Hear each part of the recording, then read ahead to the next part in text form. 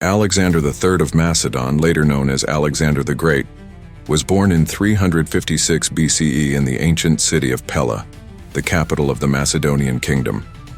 He was the son of King Philip II, a formidable military reformer who transformed Macedonia into a dominant regional power, and Queen Olympias, a deeply religious and ambitious woman of Epirus descent. Olympias instilled in Alexander a powerful belief in his divine origin, often telling him he was descended from Achilles on her side and Zeus himself.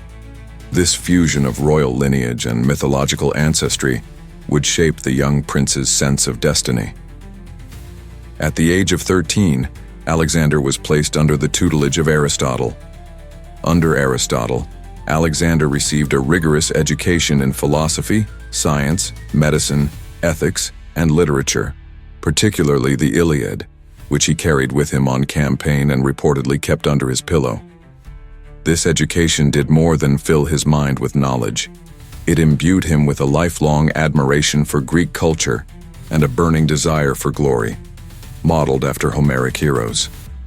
By his mid-teens, Alexander was already showing signs of brilliance and leadership.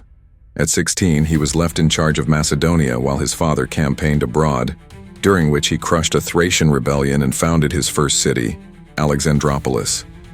At 18, he fought alongside Philip at the Battle of Chaeronea, where his cavalry charge broke the sacred band of Thebes, a force long considered invincible.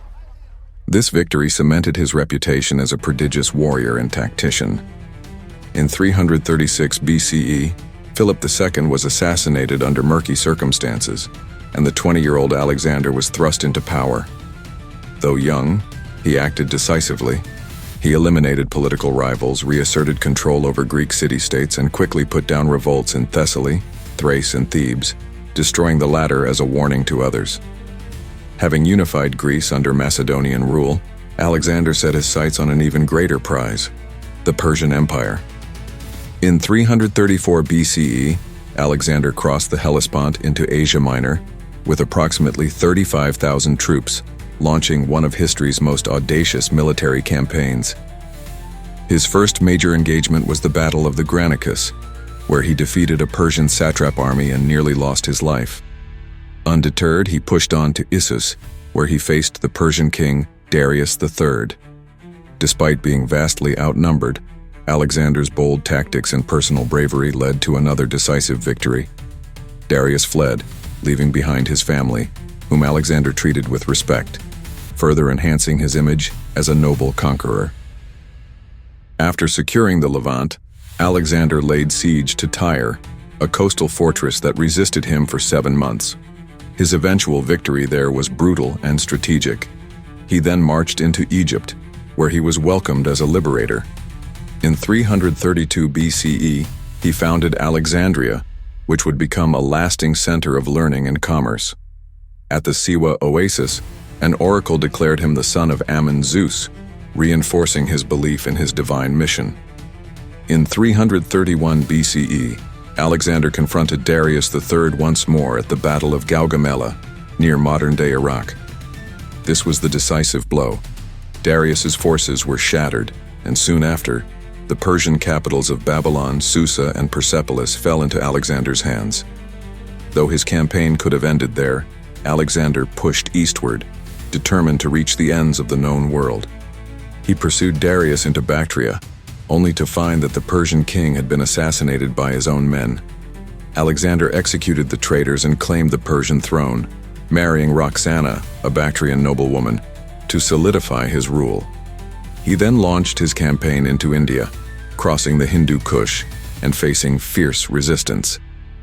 In 326 BCE, he fought the Battle of the Hydaspes against King Porus, a formidable ruler with war elephants. Alexander's strategic brilliance won the day, and he appointed Porus as a satrap, impressed by his courage. However, after years of campaigning and thousands of miles of marching, his army had had enough. Exhausted, homesick, and fearful of the unknown east, his troops mutinied at the Hyphasis River. Reluctantly, Alexander agreed to return. The march back through the Gedrosian desert proved devastating, with heavy losses due to thirst and heat. In Babylon, Alexander began consolidating his empire. He planned vast projects, integrating Persians and Macedonians, exploring Arabia, and expanding even further. He adopted Persian customs, wore their robes, and hosted multi-ethnic ceremonies, aiming to fuse East and West into a single imperial culture. But tensions simmered. Many of his Macedonian officers resented the cultural blending and his increasing autocratic behavior. In 323 BCE, just as he was preparing new campaigns, Alexander fell ill, possibly due to fever, poisoning, or malaria.